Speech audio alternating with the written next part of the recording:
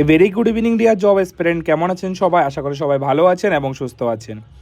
আজকে আমি আবারও ত্রিপুরা গভর্নমেন্টের আন্ডারে একটি খুবই ভালো সরকারি চাকরি নিয়ে কিন্তু আলোচনা করতে চলে এসেছি। এই সরকারি চাকরিটি ত্রিপুরা হাইকোর্ট থেকে কিন্তু এসেছে। হাইকোর্টের মধ্যে গ্রুপ সি পদের এবং সিনিয়র অ্যাসিস্ট্যান্ট বা সিনিয়র কম্পিউটার অ্যাসিস্ট্যান্ট হিসাবে কিন্তু আপনাদের গ্রুপ সি পোস্ট আপনাদের কিন্তু নিয়োগ হচ্ছে। আপনারা প্রথমেই দেখে নেবেন নোটিফিকেশনটি, ডেট অফ পাবলিশ নোটিফিকেশান আপনাদের জুলাই 7 তারিখ। তার মানে আজকের ডেটেই কিন্তু এই নোটিফিকেশনটি পাবলিশড হয়েছে ত্রিপুরা হাইকোর্ট অফ ত্রিপুরা থেকে কিন্তু গভর্নমেন্টের সরকারি চাকরি।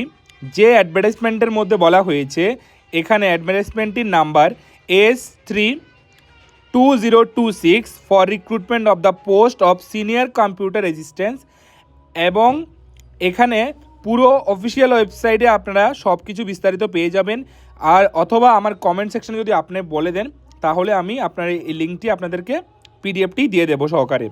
প্রথমে আপনারা দেখে নেবেন, এখানে জেনারেল ইনস্ট্রাকশন যে দেওয়া হয়েছে, এলিজিবল আপনারা এজ মাস্ট শুড বি 18 ইয়ার, আপনাদের 18 বছর মাস্ট হতে হবে ফর্ম ফিল আপের জন্য। এবং আপনাদের লেস দেন 40 মানে 40 বছরের নিচে আপনাদের বয়সসীমা হতে হবে। তারপর যারা এসটি এসসি তাদের জন্য 5 বছরের এজ রিল্যাক্সেশন আছে, আপনাদের দেখে নেবেন। আপনাদের এখানে টোটাল নাম্বার অফ পোস্ট 3টে, টোটাল নাম্বার অফ পোস্ট হলো ভ্যাকেন্ট শুধু 3টে। সিনিয়র কম্পিউটার অ্যাসিস্ট্যান্টের জন্য জাস্ট শুধুমাত্র 3টে ভ্যাকেন্সি এখানে আছে। সে ভ্যাকেন্সিগুলোর মধ্যে 3টে ভ্যাকেন্সির মধ্যে ইউআরের জন্য 2টো ভ্যাকেন্সি, এসটির জন্য 1টা ভ্যাকেন্সি। পে স্ট্রাকচার রেগুলার বেসিসে আপনাদের পে স্কেল গ্রেড 2 এর আপনাদের আন্ডারে স্যালারি পেয়ে যাচ্ছেন। স্যালারি আপ টু 45,000 কিন্তু আপনারা পার মান্থ পেয়ে যাচ্ছেন। ঠিক আছে, এখানে নেক্সট হলো এলিজিবিলিটি, কে অ্যাপ্লাই করতে পারবে। এলিজিবিলিটি হলো বিটেক এবং computer science, information technology or MCA for recognize university. আপনারা যে কোনো রিকগনাইজ ইউনিভার্সিটি থেকে আপনারা যদি বিটেক বিএ কম্পিউটার সায়েন্স করে থাকেন, তাহলে আপনারা ইজিলি অ্যাপ্লাই করতে পারবেন। এখানে ফি স্ট্রাকচার হলো টোটাল আপনাদের 500 টাকা জেনারেলের জন্য ফিস চার্জ করা হয়েছে অ্যাপ্লিকেশন ফি, এবং আদার্সদের জন্য এসটি এসসিদের জন্য 250 টাকা ফি এখানে রাখা হয়েছে। এবং কবে আপনারা অ্যাপ্লাই করতে পারবেন, কী আসল বিষয়, সবগুলো আমি বলছি। আপনাদের এখানে জেনারেল ইনস্ট্রাকশন দেওয়া হয়েছে। নেক্সট হলো সিলেকশন প্রসেস।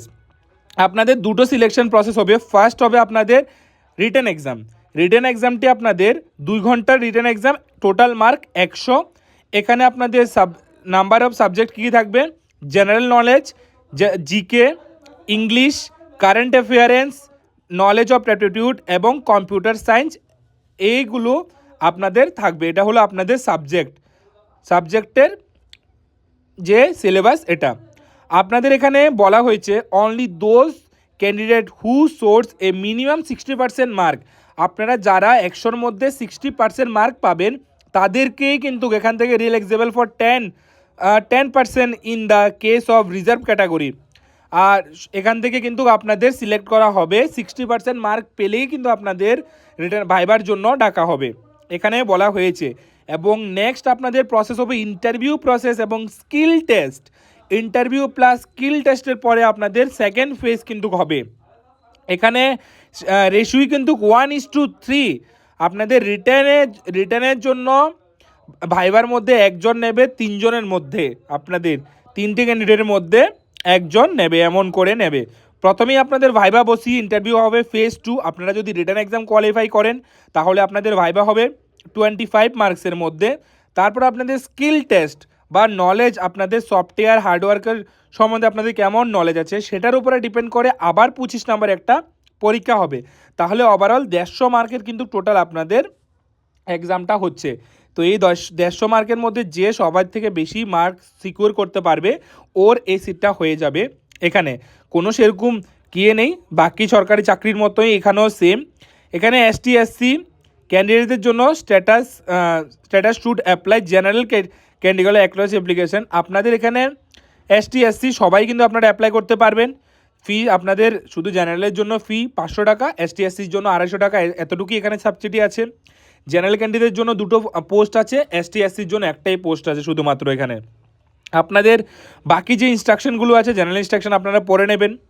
এখানে আমি বলে দিচ্ছি কবে অ্যাপ্লিকেশন করতে পারবেন বা অ্যাপ্লিকেশন কবে স্টার্ট হবে। মেইন ইম্পর্ট্যান্ট থিং, যেটা আপনারা দেখে নেবেন এখানে, যে আপনাদের অ্যাপ্লিকেশন স্টার্ট হয়ে যাবে 10 তারিখ থেকে, জুলাইয়ের 10 তারিখ 2026 থেকে আপনাদের 10 তারিখ মানে আপনারা 8/2026 5টা পর্যন্ত আপনাদের ফর্ম ফিল আপ ডেট থাকবে।